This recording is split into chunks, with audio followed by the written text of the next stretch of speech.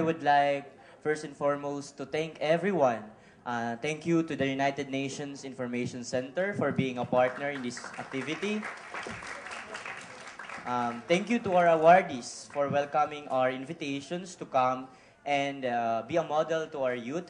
Thank you to Mr. Dave De Vera, our IP defender, Mr. Jericho Paterno, our defender for persons with HIV, and Ms. Adeline Dumapong for our defender for persons with disabilities. So, I would like to also thank you to our program committees, composed of the three legal management tree. Thank you very much.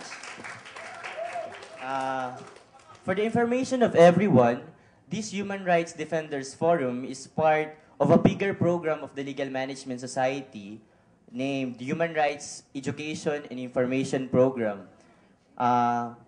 In the last November 10, we have started the program with the opening of the creative competitions in artwork making, essay writing, and poem writing competitions. The entries were sent to Youth for Human Rights International for international competition and as well for local competition in the society. Also, we have asked photographers for photo contributions for our photo exhibit this coming December 6. And now we have the Human Rights Defenders Forum to give recognition. This forum, if you will see, is a call for action. First, to speak up to stop discrimination. And I would say that I appreciate my fellow student's remarks a while ago about her situation of being a gay. And that is being speaking up. His. And that is concretely speaking up. Now, the call for action here is to really to speak up and to say that, hey, you're discriminating me. And basically, human rights is offended or violated by everyone if we lost the respect to one another.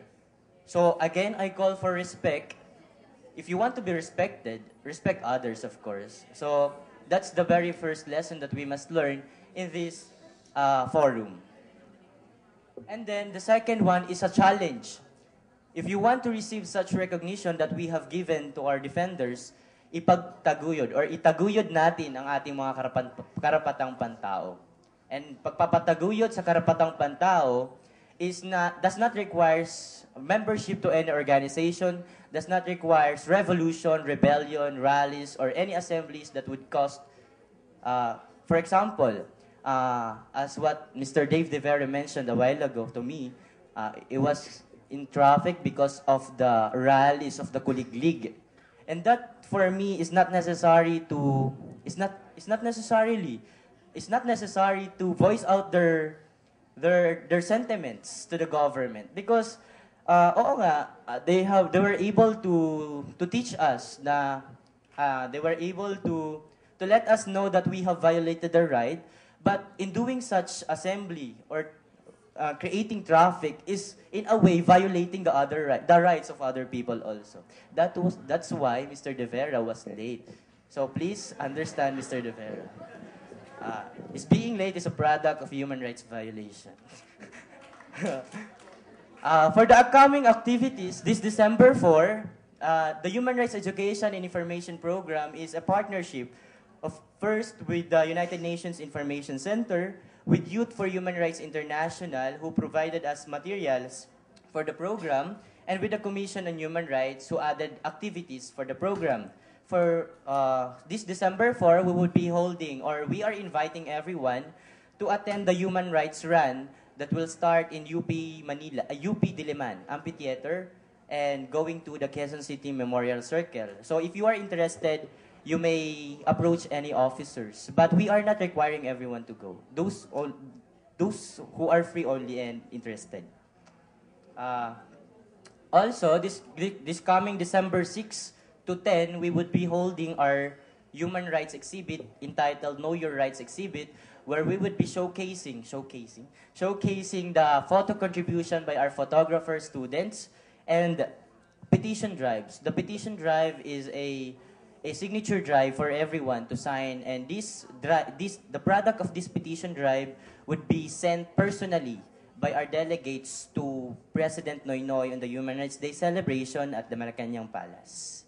And again, I have observed a while ago during the open forum that most of us are asking what the UN is doing or what any agencies are doing to promote human rights. So, as an answer, I invite everyone to the Human Rights Seminar on December 10, 2010. That's the Human Rights Day, wherein your questions on UN works to promote human rights and the Philippine Commission on Human Rights works to promote human rights would be answered. So those are the upcoming activities of the Legal Management Society.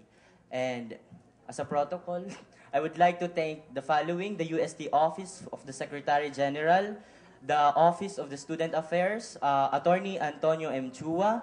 I would like to thank the Production Committee, the Lex Argumentum, the Secretariat Committee, the Food Committee, the Hospitality Committee, the Technical Committee, the Program Committee, AB Coral, and AB Dance Synergy. I would like also to thank our sponsors, Youth for Human Rights International, Capacillo Ortega Law Firm, and Shakey's. So once again, thank you very much for coming, and I hope you enjoyed the forum, and please respect our rights. Thank you.